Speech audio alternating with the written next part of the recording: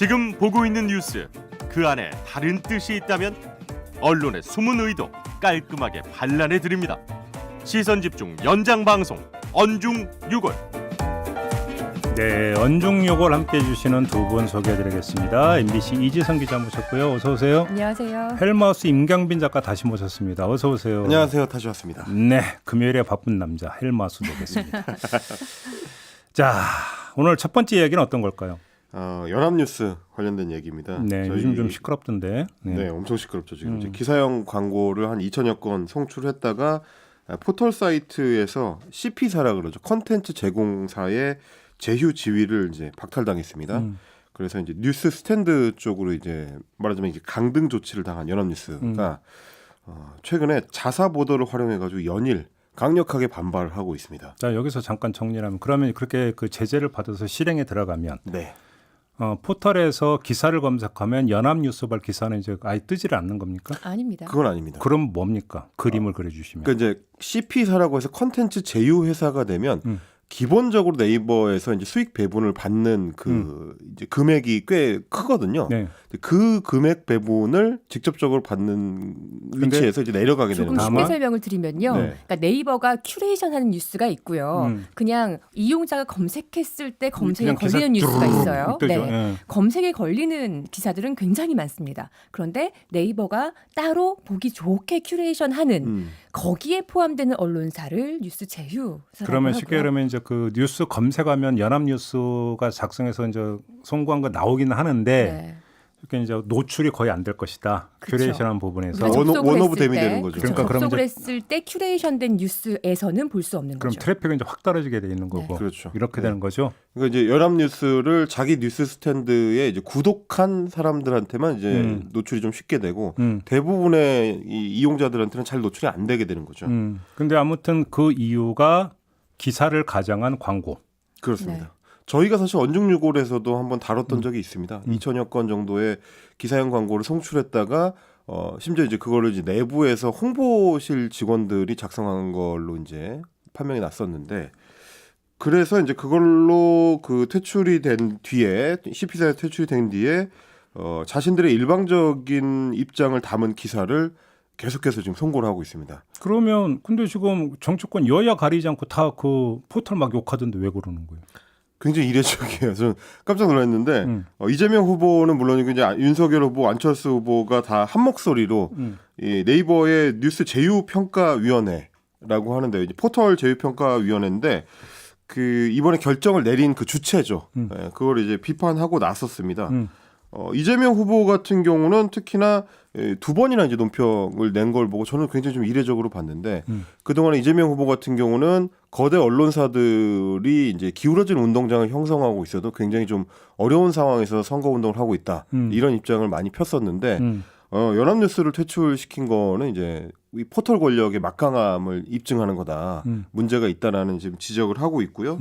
다른 후보들도 다 마찬가지입니다.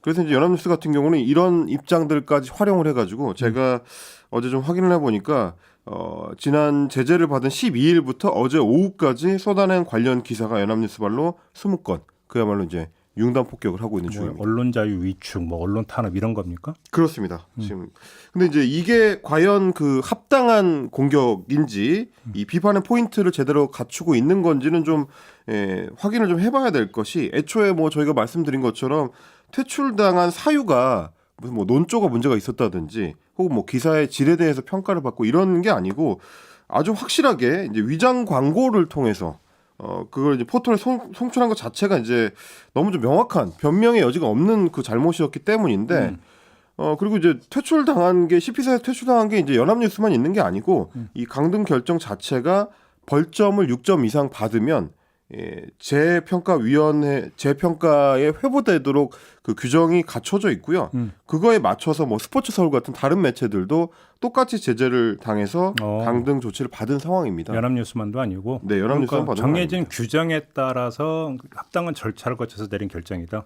그렇습니다. 이제 뉴스 제휴평가위원회에서는 그렇게 얘기를 하고 있고 그동안 이제 2016년 이후로 재평의의 결정을 통해서 컨텐츠 제휴가 퇴출당한 경우가 6곳, 그리고 이제 뉴스 스탠드 제휴에서 퇴출당한 매체가 11곳, 아예 검색 제휴에서 완전 퇴출당한 게 38곳. 이제 그건 아예 이제 포털에서 못 보는 거. 그렇습니다.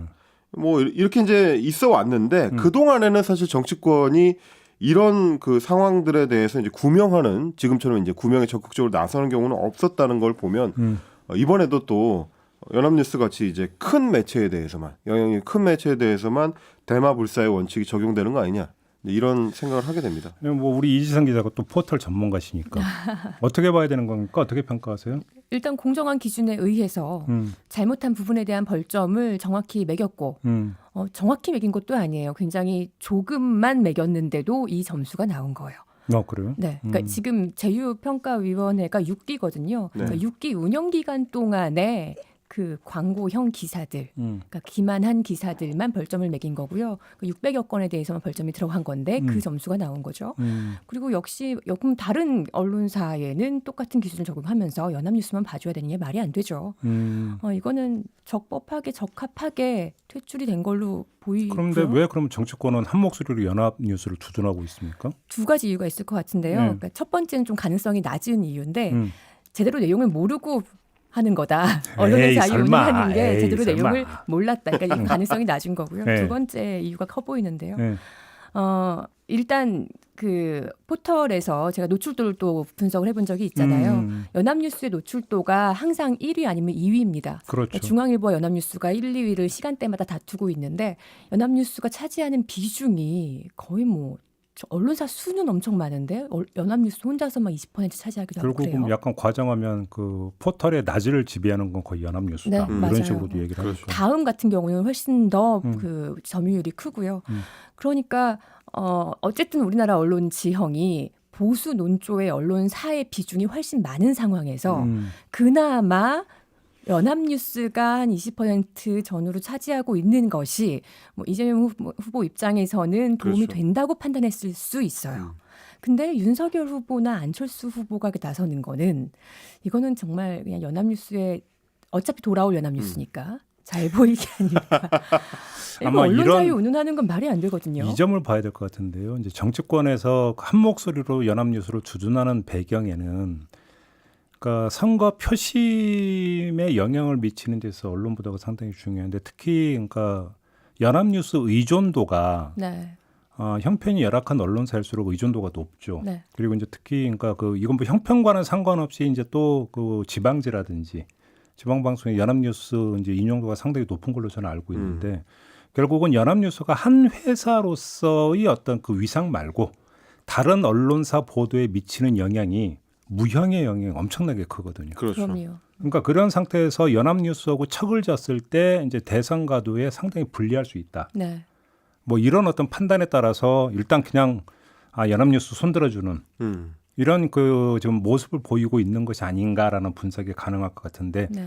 근데 뭐 다른 그 정파는 떠나서 민주당 같은 경우는 지금 언론중재법 개정에서 가짜 뉴스에 대해서 징치를 해야 된다고 주장하려고 했던 그러니까요. 정당이잖아요. 그렇죠. 네. 자, 그럼 우리 한번 봅시다. 기사를 가장한 광고는 가짜 뉴스입니까, 아닙니까? 기만을 한 기사죠. 기만 기사. 그러니까 엄밀하게 얘기를 하면 학문적으로나 법적으로 가짜 뉴스란 개념은 아직 정립이 안 돼 있어요. 제가 알고 있는 범위에서는. 근데 다만 그러니까 공통분모로 지금 나오고 있는 게 특정한 목적, 정치적, 경제적 목적을 가지고 기사를 가장해서 허위 정보를 조작하는 것을 가짜 뉴스로 이제 보통 일반적으로 이렇게 규정을 하고 있거든요. 정의를. 그렇죠. 그렇게 놓고 나면 경제적 목적을 가지고 기사를 가장해서 사실은 내용을 광고를 하고 있다면 그건 가짜 뉴스 범죄에 들어갈 수도 있는 거 아닌가요? 뭐 내용이 사실이 아니다라고 할 수는 없기 때문에 그 부분은 좀 빠져 있겠지만. 아니, 그건 내용의 가짜가 아니라 뉴스가 아님에도 그럼요. 불구하고 뉴스로 가장을 하고 있다는 점에서. 네. 그 엄연한 페이크- 광고인데. 그렇죠. 페이크 뉴스라고 했을 때 그 페이크에 해당하는 거죠, 그게. 그러면 지금 언론 뭐 가짜 뉴스를 어떻게든 단죄해야 된다라고 하는 민주당의 입장에 따라서 본다면 이거는 오히려 그 포털이 그러니까 결정 잘했다고 칭찬을 해야 되는 거 아닌가요? 그럼요. 그 잘하는 거죠. 사실 그동안 대형 언론사, 소위 메이저 언론사에 대해서 너무 후하다. 네. 그런 너무 얘기가 많았었습니다. 소규모 언론사에만 박하고 봐주는 거 아니냐라는 말들이 많았고요. 그래서 재평이가 과연 역할을 제대로 하고 있는가라는 비판이 많았는데 이번에 제대로 일했다고 저는 생각이 들거든요. 그 다만 이제 저는 뭐 그 말씀은 좀 드리고 싶은 것이 이제 뭐 소위 그 포털 권력 것에 대해서 이제 문제 제기가 필요하다. 혹은 포털이 일방적으로 그 뉴스 시장을 지금 거의 반독점하고 있는 상태에서 예, 매체들의 생사 여탈권을 이제 쥐고 흔들 수 있다는 거를 뭐 어떻게 보면 극단적으로 보여준 게 연합뉴스도 우리는 퇴출시킬 수 있다라는 걸 이번에 이제 보여준 셈인데 만약에 그 문제를 지적하고 싶었다면 계기는 사실 이번 연합뉴스 사례가 됐어서는 안 됐다라고 생각이 드는 거죠. 잠깐만요. 그러니까 지금 그 헬마우스의 이야기는 여야가 그 교집 합의 하나가 있었죠. 포털을 이대로 두면 안 된다. 그렇죠. 네. 여기에 대해서는 사실은 여야가 이제 그 입장이 거의 비슷했던 건데 요번 건을 가지고 포털을 어떻게든지 한번 핸들링을 해보자. 네. 이런 어떤 이건 3차 방정식입니까? 이렇게 되면 조금 그렇죠. 전에 이야기했던 건 그러네요. 2차 방정식이고 그러니까 의도가 깔려 있다라는 겁니까? 이게 이제 업계 용어로 이제 3쿠션이라고 하죠. 그렇죠. 이제. 한 바퀴 돌려서 네, 또 다른 목적을 달성하기 위한 거라고 볼 수 있겠는데 근데 이제 포털 권력에 대한 어떤 문제 제기를 하려고 할 때 뉴스제휴평가위원회 같은 경우는 사실 뭐 저희도 몇 번 이제 언정유골에서 다뤘지만 그나마 포털에 대한 계속적인 견제를 통해서 안전장치를 확보하기 위해서 조금씩 이제 넓혀왔던 제도적 장치 중에 하나예요. 물론 이제 민간 기구기 때문에 뭐 지금 이재명 캠프의 한준호 의원이 지적하는 것처럼 과연 이게 국가기관만큼의 어떤 그 객관성이나 공정성을 담보할 수 있겠느냐라는 의문은 가질 수 있는데 좀 자세하게 좀 들여다보면 과연 국가기관이 개입해서 어떤 이 비슷한 기관을 추가로 갖추려고 할 때 뉴스제휴평가위원회를 넘어서는 조직적인 어떤 움직임을 가져갈 수 있겠느냐는 조금 의문이 드는 것이 지금 이미 뉴스제휴평가위원회의 그 구성을 보면 나름대로는 객관화하기 위해서 굉장히 노력한 흔적들이 좀 있습니다. 일테면 지금 이제 한 재평위원 30명이 참여를 하는데 기관은 그 시민단체 포함해서 15개 정도가 이제 들어가 있거든요. 근데 구성도 나름대로는 다양화하려고 굉장히 노력한 편입니다. 뭐 신문협회나 방송협회나 기자협회처럼 이제 언론 매체의 그 당사자들이 포함된 거는 당연하고 뭐 YMCA 연합회라든지 언론인권센터라든지 한국소비자연합, 한국소비자연맹, 대한변협 이런 어떤 다양한 시민사회단체들을 이제 포괄 하고 있기 때문에 만약에 정부가 나서서 비슷한 기관을 만든다고 하더라도 뭐 구성 자체는 비슷하게 되지 않을까라는 생각이 드는 상황이라. 그러면 이 그 어떤 기반 위에서 논의를 확대하려고 해야 되는 거지.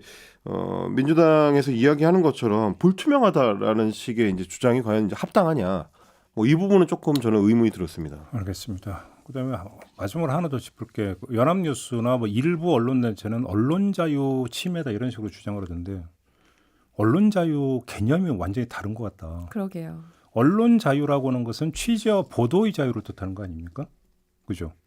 근데 지금 기사형 광고는 취재와 보도 영역에 들어가는 게 아니잖아요.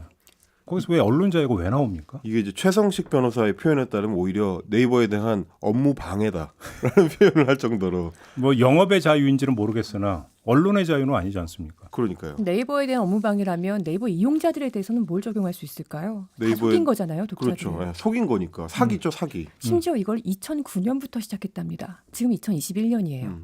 2009년부터 홍보사업팀에서 하루에 그렇게 10건? 오래됐어요, 역사가? 네네. 내외의 그런 광고형 기사를 보도자료 섹션이나 그런 섹션이 아니라 기사 섹션에 보내왔다는 건데 10년도 더 된 거거든요. 네. 그리고 사실 이번 건 같은 경우는 미디어 오늘이 그 문제의 계약서를 직접 이제 발굴을 해내서 그거를 보도하는 바람에 직접적으로 드러난 거지. 만약에 계약 형태를 띠지 않은 아름아름으로 하는 것들까지 포함하면 얼마나 많았을지도 네. 사실 의문이거든요. 네. 그리고 효과가 있어요. 연합뉴스가 퇴출되는 걸 보면서 사실 다른 언론사들도 알게 모르게 해오던 제가 사업입니다. 지금 그 얘기를 했는데 네. 이게 연합뉴스만 찔리는 이랬을까? 언론사들 정말 그렇죠. 많을 거예요. 그러니까요. 오히려 거꾸로 그러니까 지금 연합뉴스하고 비스무리하게 해왔던 언론사를 찾아서 네. 그거에 대해서 제재를 하는 게 오히려 정방향 아닙니까? 이것이? 뭐 뒤로 그게 언론 들려오는 개혁이겠죠, 어떻게 보면. 그러니까. 얘기로는 이미 자정작용이 들어간 곳들이 있다고 합니다. 이제 큰일 나겠다. 큰일 나겠다. 빨리 빼라. 네. 그래요. 그렇죠.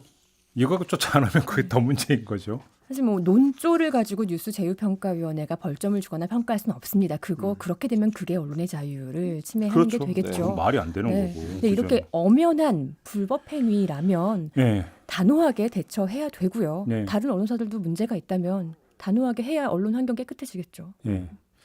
알겠습니다. 그래서 아까 헬머스가 특별히 강조한 게 민주당 이재명 그 선대위 쪽의 어떤 입장에 대해서 이제 문제 제기를 했던 건 이전에 이제 주장을 해왔던 언론개혁하고 뭐 좀 달라지면 너무 다른 거 아니냐 이런 방향성이 좀 너무 달라가지고 문제 제기였던 것 같고요.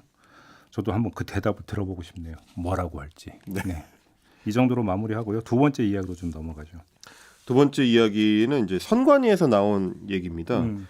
이재명 민주당 후보에 대한 뭐 진중권 전 동양대 교수의 발언들이야 요즘은 저희가 이제 매일 너무 많이 접하고 있어서 내용을 모르는 바는 아닌데 이제 그 페이스북 글들을 그대로 인용을 해서 보도했었던 일부 언론들의 보도 행태에 대해 선관위가 주의 조치 그리고 공정보도 협조 요청 등의 조치를 내렸습니다. 진중권 교수가 이제 페이스북이나 유튜브 등을 통해서 이재명 후보에 대해 뭐 이분이 실성했나 혹은 뭐 마구 질러댄다 이런 식으로 이제 강하게 비판했던 거를 그대로 다룬 기사들이 이제 대상이었습니다. 심의위원회에서 밝힌 입장에 따르면 특정 논객의 페이스북 글을 그대로 인용했다는 점을 이제 지적을 했고요. 신청인에 대한 그러니까 이재명 후보 측에 대한 일방적인 비판을 여과 없이 보도한 것 그리고 특정 후보자에 대해서 이렇게 되면 유불리한 영향을 미칠 수가 있다. 그러면서 직접 인용을 하더라도 그거에 상응하는 어떤 반론을 적절히 제시한다거나 뭐 객관적으로 인용하려는 어떤 형태를 띄어야 된다라고 지적을 하기도 했습니다. 근데 이번 조치에 대해서 이제 뭐 반론을 펴는 쪽은 주로 이제 국민의힘 쪽인데 이준석 대표 같은 경우는 그 이제 이재명 후보 쪽에서 제시한 신청인 이재명이 적혀 있는 그 이 신청 접수 내용 이걸 이제 문서 사진을 게시를 하면서 그 청구서에 보면 보수 논객 진중권 씨의 말을 인용해서 기사를 쓴 것에 강한 불만을 표시했다라고 하는 점을 지적을 하면서 하다 이제는 보수 논객이 된 진중권 교수에게 위로를 보내달라 이런 식의 이제 옹호를 했고요. 양준우 국민의힘 대변인 같은 경우도 정의당 출신인 진정 교수가 보수 논객이라는 것부터가 보수 정당은 동의할 수 없는 황당한 모함이다. 이렇게 또 옹호를 했습니다. 보수 논객인지 아닌지는 중요한 게 아니고 그러니까 이제 포인트를 거기에 맞추는 게 좀 엉뚱해 보여가지고 네. 제가 좀 가져와 봤습니다. 네. 그러니까 특정 후보에 대해서 그러니까 부정적인 의견을 내놓은 것을 일방적으로 그렇죠. 그다음에 오로지 그것만 인용 보도하는 것을 이제 제재를 한 거잖아요. 네. 그 제재의 정당성만 따지면 되는 거 아니겠습니까? 네. 그러니까 저희가 언중유골에서도 몇 번 이제 이야기를 했었는데 복사 붙임 보도인 거죠. 그 셀럽들의 그 SNS 내용을 그대로 이제 긁어서 중간중간 조사만 좀 삽입을 해서 보도하는 행태에 대해서 어떻게 봐야 되느냐. 네. 물론 뭐 그때도 저희가 토의를 했다시피 그 뭐 정치인들의 발언이나 이런 거를 스트레이트로 보도하는 것도 당연히 뭐 기사로서 가치가 전혀 없는 것은 아니지만 그게 이제 어떤 평가의 내용이 들어가 있다면 혹은 일부 계중의 내용 중에서는 이제 정책을 판단하고 비판하는 내용들이 또 있는 경우들이 있기 때문에 그런 경우에는 과연 이 주장이 합당한지에 대해서는 기본적인 팩트 체크나 뭐 기본적인 어떤 그 논증 내용이 기사에 포함되는 게 맞을 것 같은데 지금 과연 그게 이루어지고 있는지를 이제 선관위가 나서서 공식적으로 이제 지적을 한 거죠. 근데 그건 좀 약간 포인트를 좀 달리해야 될 것 같은데 합당하냐 여부는 진중권 교수가 제기한 건 사실을 그 표명한 게 아니라 의견을 표명한 것이기 때문에 의견의 합당성을 따지는 것은 일정하게 문제가 될 수도 있죠. 다만 이 의견이 있으면 반대되는 의견을 나란히 그러면 맞세워서 보도를 했느냐 이것만 사실은 따지면 되는 문제인 것 같은데 그렇죠. 그잖아요. 그건 이게 사실이라고 했다면 이 사실이 진짜로 말 그대로 사실이냐? 그럼 팩트 체크를 해야 되는 문제가 되겠지만 그러니까 일단은 좀 전제는 뭐 진중권 교수가 어떤 뭐 취재를 해가지고 사실을 발굴해서 지금 보도하는 주체는 아니기 때문에 그냥 진중권 교수가 표명하는 것은 의견이라고 그냥 일반화해서 그 다음부터 저희가 이야기를 해도 될 것 같은데 그러면 진중권 교수의 의견을 그렇게 비중 있게 전하는 만큼 그에 반대되는 의견도 그러면 그 비중 있게 전달을 했느냐? 일단 1차적인 척도가 이게 되는 거 아니겠습니까? 네. 그것이 별로 없다라는 얘기죠, 그러니까. 뭐 이제 선관위에서는 그거에 대해서 이제 직접적인 평가를 한 건 아니었었고요. 그러니까 제가 보기에는 사실은 양쪽 다 그런 식의 뭐 행태가 있긴 합니다. 일테면 뭐 다른 매체들에서 인용하는 그 소위 말하는 진보 진영의 셀럽들에 대한 기사들도 보면 대부분의 경우에 이제 SNS 내용을 복사 붙임을 해서 넣는 경우들이 많이 있기 때문에 뭐 양 자체를 비교하면 당연히 이제 진중권 교수의 기사가 더 잘 팔리기 때문에 훨씬 많긴 한데요. 그럼에도 불구하고 이제 기본적으로는 기사를 만드는 포맷이 굉장히 그 형태로 좀 굳어지고 있는 부분, 그 문제를 좀 어떻게 봐야 될지는 좀 고민이 좀 필요하지 않을까라는 생각은 좀 들긴 합니다. 예. 왜냐하면 제가 어제도 이제 그 선관위 그 조치가 나오고 나서 과연 소위 말하는 이제 진중권 저널리즘이 이제 어느 정도 좀 이렇게 경계를 받고 있는지를 봤는데 전혀 그렇지가 않더라고요. 어제도 마찬가지로 진중권 교수가 이제 페이스북에 이재명 후보가 준비가 안 된 것 같다. 어영부영 대선에 나왔다. 1일 1실언, 1일 1아수라 뭐 이런 식의 표현들. 뭐 백브리핑도 못하는 후보. 캠프는 오합지졸의 엉망진창.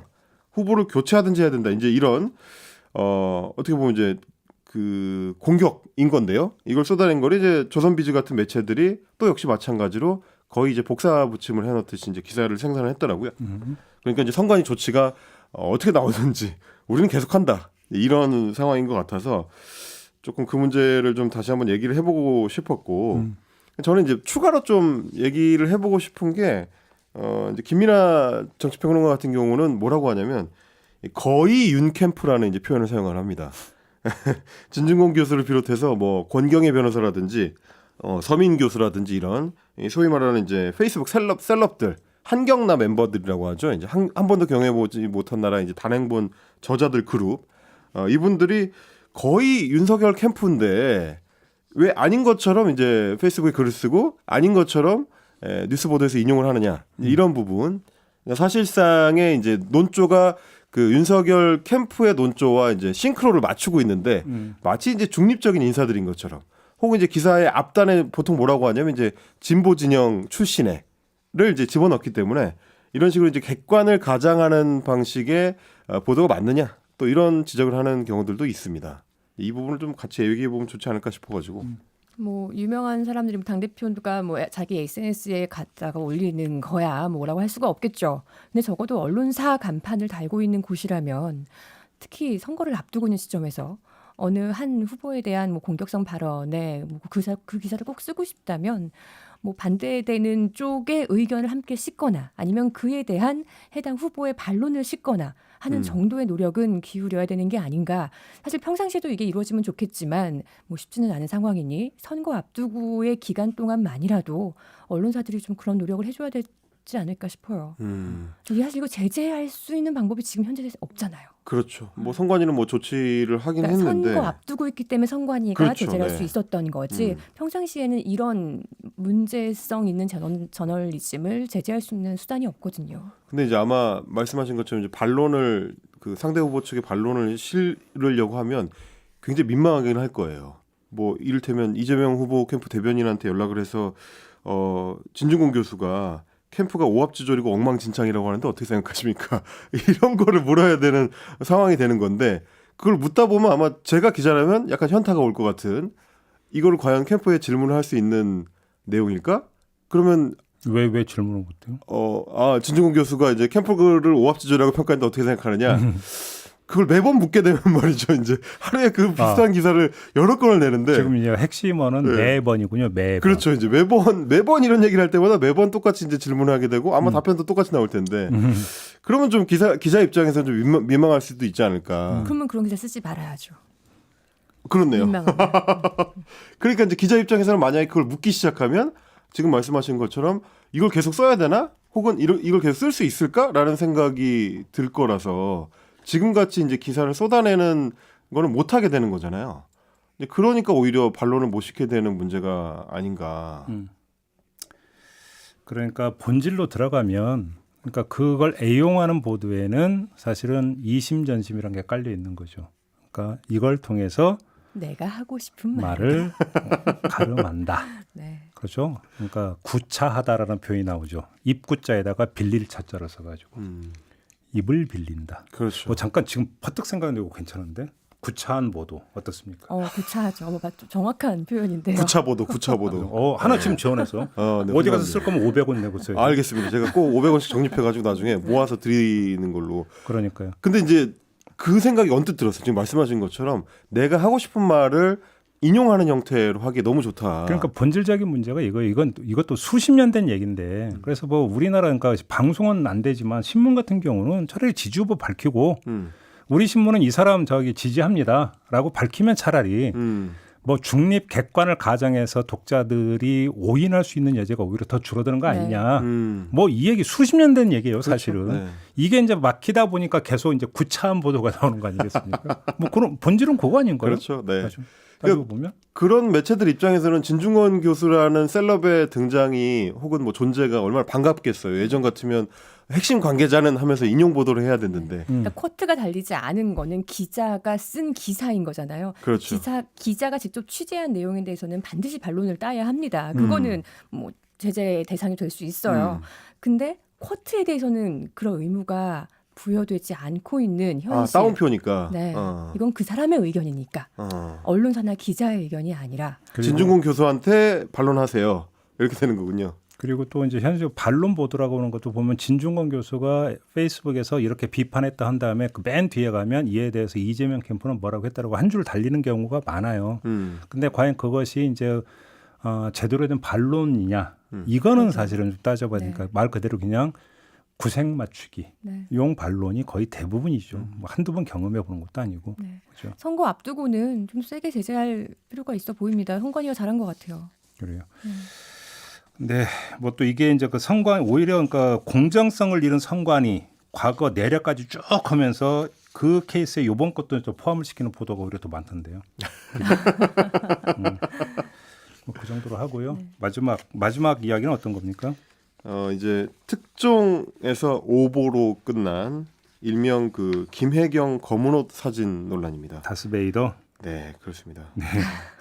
더 팩트가 보도를 했었던. 근데 그 매체는 계속 사진을 가지고 네. 그죠? 사진에 상당히 이제 공을 들이는 매체 같아요. 저희가 익숙하죠. 언중요골에서 자주 다뤘었던 등장했었죠. 사건은 네, 여러 번 사진 이야기를 했었죠. 그렇습니다. 예. 윤석열 후보가 특히 이제 유명한 게 윤석열 후보가 윤봉길 기념관에서 정치 선언을 하기 전에 사전 답사 현장 답사했던 그 사진 파파라치 샷이었는데 뭐 최근에 저도 그래서 이제 그 더 팩트 이 건 때문에 좀 주변의 기자들한테 관련 업계에 있었던 분들은 이제 이런 분들한테 물어봤는데 이게 그 딱 보고 그걸 생각하는 분들이 많더라고요. 디스패치나 뭐 스포츠 서울 같이 스포츠 기자들이나 이제 예전에 연예 기자들이 많이 쓰던 그 취재 기법을 이 더 팩트가 정치권에 대입하고 있는 것 같다라는 느낌을 실제로 더 팩트라는 이야기하더라고요. 회사가 그 스포츠서울.com이 전신입니다. 그렇죠. 네네네네. 그러니까 스포츠지 연예 취재하던 회사에서 출발한 거예요. 같은 회사예요. 네. 그래서 이제 취재를 하는 기법도 되게 비슷하다고 그렇죠. 현장에서 얘기를 그렇죠. 하더라고요. 그러니까 인턴 기자 중심으로 소위 말하는 뻗치기 팀을 이제 구성을 해가지고 망원 렌즈로 거의 뭐 한 1km 정도 떨어진 거리에서 멀리 찍어버리기 때문에 찍히는 순간에는 알 수 없는 경우들이 굉장히 많다. 이 기법을 활용한다는 얘기를 하더라고요. 이름을 바꾸면서 약간 외연을 넓힌다고 정치 사회 이쪽 기사를 엄청 쓰긴 하더라고요. 근데 기존에 하던 그런 취재 기법을 100분 활용하고 있는 건데. 그것도 노하우라고 지금 활용을 하고 있습니다. 그래서 이제 단독이라는 타이틀을 달고 이재명 후보 부인이 이제 김혜경 씨의 얘기를 이제 보도를 했었죠. 그랬는데 이제 보도 직후에 민주당 선대위가 오보이자 스토킹이다 이렇게 반박을 하고 나왔고 알고 봤더니 이제 그 해당 사진에 찍힌 일명 이제 다스베이다라고 이 속칭을 당했던 그분이 김혜경 씨가 아니라 수행원이었다. 그리고 후보 배우자는 이제 다른 차를 탔다라고 이제 자료를 따로 별도로 제작을 해가지고 이제 배포를 하기도 했습니다. 그래서 한준호 수행실장 같은 경우는 그 당시에 더 팩트가 차량 4대를 동원해서 5명의 기자가 따라붙어서 이제 취재를 했었다라고 이거 스토킹이다 이제 이렇게 강하게 주장을 했었습니다. 처음에는 이제 더 팩트 같은 경우에 우리가 충분한 취재를 한 거라서 이거는 김혜경 씨가 맞다. 바꿀 생각이 없다. 기사를 바꿀 생각이 없다라고 했다가 나중에 이제 경찰이 그 스토킹 소지가 있다라고 그 당시 현장에서 이제 단속을 했었고 주의 조치를 했었다는 입장이 나오니까 고통을 겪은 피해자에게 사과드린다라는 입장을 뒤늦게 밝히기도 했습니다. 근데 왜 문제가 되는 겁니까? 이거에 대해서 이제 그 TV조선을 비롯한 이제 보수 매체에서는 왜 이렇게 요란하게 이재명 후보 측에서 부인의 움직임을 따돌리려고 했는지 이게 의문이다. 그러면서 이제 언론사의 취재를 스토킹으로 몬 게 적절한지 의문이다. 이런 그 논란을 제기를 했습니다.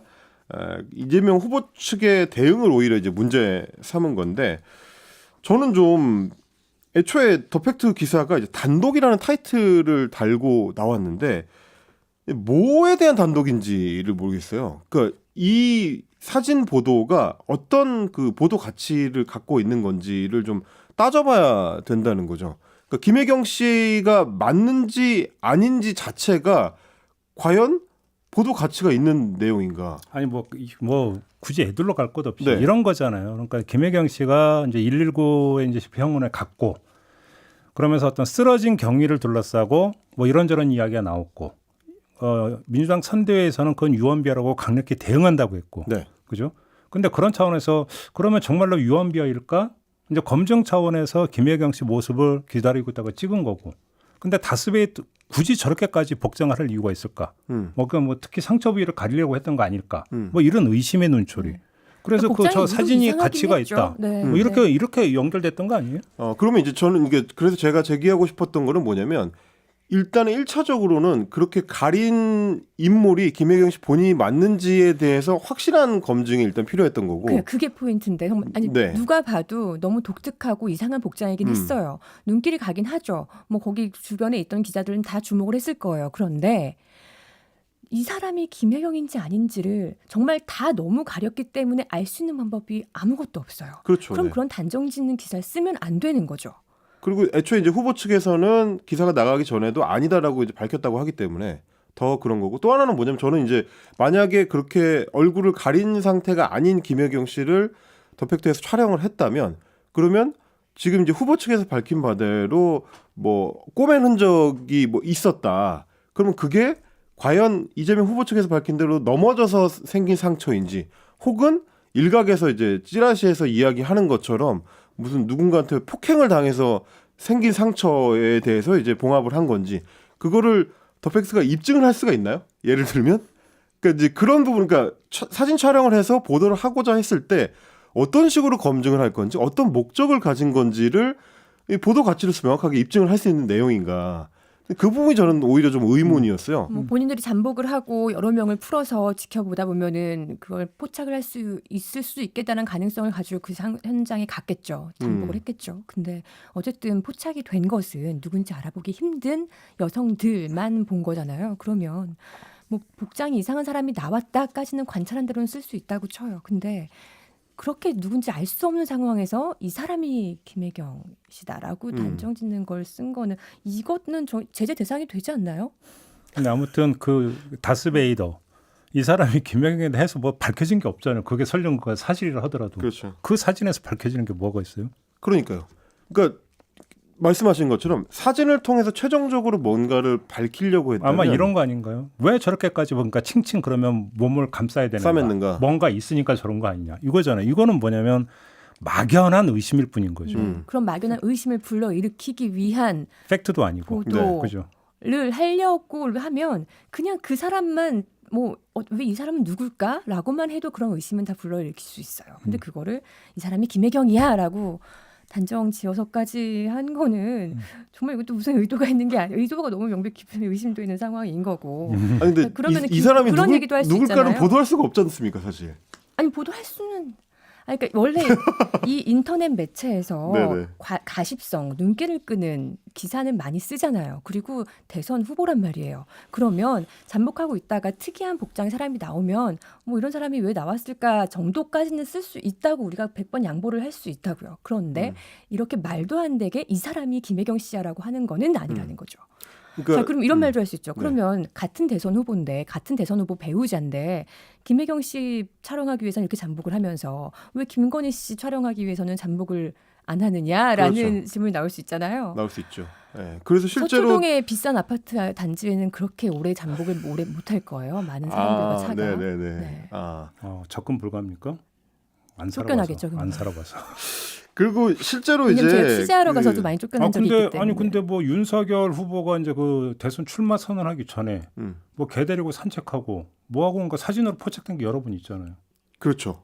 일종의 이제 훈훈한 미담 사진들은 몇 가지 그렇죠. 있었는데 근데 차량 넉 대에 5명의 기자가 오랜 시간을 밤낮으로 잠복을 하는 건 그 아파트 경비 업체에서 가만두지 않을 겁니다. 그러니까 저는 이제 뭐 계속 말씀드리는 건 뭐냐면 어떤 의혹이 있어서 의혹과 관련된 추적 보도를 하고 싶은 욕심은 기자가 당연히 가져야 되는 이 뭐 취재 윤리이기도 하다고 생각을 하는데 일테면 애초에 지라시에 나왔었던 내용대로 김혜경 씨가 뭐 폭행을 당한 의혹을 이제 파헤치고 싶다라고 했으면 주변 팩트들도 일단 갖춰놓은 상태에서 사진에 대한 팩트가 더해져야 된다고 생각을 하거든요. 어떤 정황이 있다든지 뭐 병원에 갔는데 실제 해명 내용과는 다른 뭐 기록이 나왔다든지 혹은 이제 119가 출동을 해서 뭐 데리고 가는 과정에서 보니까 캠프 해명 내용과는 뭔가 달랐다든지 혹은 심지어 이제 이재명 캠프에서 이제 119 통화 내용도 공개를 했지 않습니까? 그런 게 뭔가 문제가 있다든지 이런 어떤 보조적인 팩트가 이미 갖춰진 상태에서 그걸 의심할 수 있는 이 감싸고 있는 사진이 나왔다. 이게 더해져야 보도 가치가 완성이 되는 거지. 그냥 감싸고 있는 사람을 찍었다고 해서 어떤 의혹을 규명하기 위한 팩터가 되는 건 아니거든요. 이제 저는 그래서 이제 이게 이 뉴스로서 발신되기 위해서는 나머지 것들에 대한 충분한 취재가 따라가야 되는 건데 그거 없이 그냥 단순히 사진 찍었으니까 보도해야지 이거는 좀 너무 무책임한 것 같다는 얘기를 좀 하고 싶었던 거고. 차라리 그냥 스포츠서울닷컴이라는 원래의 제호를 그대로 유지했다면 네. 독자들에 대한 오해도 좀 줄일 수 있을 텐데 좀 더 팩트를 들어가면 그것도 무슨 말씀이야? 특종과 이슈에 강한 1등 매체 뭐 이런 제호에 이렇게 설명을 하고 있어요. 그러니까 정통 언론으로 그렇죠. 보인단 말이에요. 그냥 겉모습만 보면. 근데 이런 매체에서 이런 기사를 쓰면 아니 그러니까 많은 오해를 불러일으킬 수 사실은 있죠. 연예인들 열애설에 관련된 그 파파라치 보도를 할 때도 기본 취재를 하거든요. 두 사람이 뭐 자주 만난다든지 뭐 그런가요? 관계자 증언이 있다든지 뭐가 있고 나서 이제 사진이 더해져야 이게 신빙성이 있는 어떤 보도가 되는 건데 그게 없었다는 거랑 지금 아까 말씀하신 것처럼 왜 이제 윤석열 후보의 아내인 김건희 씨 같은 경우는 실제 이제 범죄 혐의를 받고 있고 수사 대상이기도 한데 이런 비슷한 보도도 없느냐. 이거에 대해서 이제 YTN의 뉴스가 있는 저녁 팀에서는 실제로 이제 김건희 씨 자택을 취재를 갔었습니다. 그랬는데 이거에 대해서는 오히려 보수 매체가 대하는 태도나 혹은 이제 국민의힘 국회의원들이 대하는 태도가 전혀 다르다는 게 이제 문제죠. 그렇죠. 아무튼 뭐 제호가 중요한 건 아닌 것 같고요. 다만 지금 뭐 헬마우스가 얘기한 대로 사진 기사도 맥락이 있죠. 예를 들어서 연예인 공항 패션 사진이 엄청나게 실리잖아요. 네. 그죠? 공항 패션이라고 해서 뭐 여기저기서 많이 씻잖아요. 그럼 이제 그러려냐고 보잖아요. 네. 그런데 그러면 그 여기서 맥락은 연예인이 그러면 출국할 때 일상복음 보고 뭐 하냐? 뭐 그러니까 좋게 굳이 따지자면, 넓게 이해를 한다면 그런 차원에서 이것도 하나의 어떤 뭐냐면 뭐 구경거리 될 수 있겠거냐 하고 본단 말이에요. 근데 이 사진은 그러면 그런 맥락도 아니고 다스베이더 패션을 부각시키기 위한 사진 보도는 아닐 거 아니에요. 그러면 공항 패션에 준하는 맥락의 사진 기사는 아니잖아요. 그렇죠. 그러면 이 사진을 통해서 그러니까 그 접근하고자 했던 취재의 목적과 보도의 포인트라고 하는 게 나와줘야 되는 건데 지금 헬마우스가 이제 제기하는 문제는 이제 바로 그거잖아요. 맥락이 지금 도대체 뭐냐. 설령 그것이 어떤 부상 경위를 둘러싼 어떤 뭐냐 갖가지 억측이 있었는데 100번 양보해서 그걸 검증하고자 하는 차원이었다고 이해를 하더라도 그럼 저 사진 갖고 검증이 되느냐. 그러니까. 이걸 지금 제기하는 것 같아요. 그러니까 맥락은 있죠. 맥락은 있어요. 그래서 그런 것들이 화제가 됐고. 근데 그 사고가 맥락에 있었고. 입각해서 근데 보더라도 보도 가치가 있느냐라는 보도 거죠. 가치, 그러니까 보도 가치가 있으려면은 누군지 특정이 돼야 되는데 전혀 특정이 되지 특정이 안 않는 되죠. 상황에서 마치 특정이 된 것처럼 오인하게 만드는 기사를 썼다는 거. 그게 알겠습니다. 문제인 거죠. 예. 아무튼 스타워즈를 한번 생각하게 됐던 내가 네 애비다. 그죠? 그 유명한 데서 아십니까? 맞습니다. 네. 그죠? 네. 내가 네 애비다. 스타워즈가 갑자기 생각이 나가지고. 근데 제호도 중요하긴 해요. 저는 처음에 더 팩트 봤을 때 정말 네. 신생 언론이고 되게 뭔가 되게 새로운 어떤 언론의 지평을 열려고 되게 그렇게 야심차게 출범한 그런 곳이라고 저는 생각했단 말이에요. 제호를 보고서. 네. 근데 알아보니까 네. 스포츠 연예지 계열에 그냥 이름 바꾼 곳이었더라고요. 저희가 지금 여러 번 다루고 있지만 그 더 팩트에서의 팩트는 과연 무엇인가? 의무를 갖게 되는. 알겠습니다. 자, 이렇게 마무리할까요? 네, 오늘 두 분 수고하셨습니다. 헬마우스 임경빈 작가, 이지성 기자 수고하셨고요. 저도 함께 물러가겠습니다. 고맙습니다. 네, 감사합니다. 수고하셨습니다.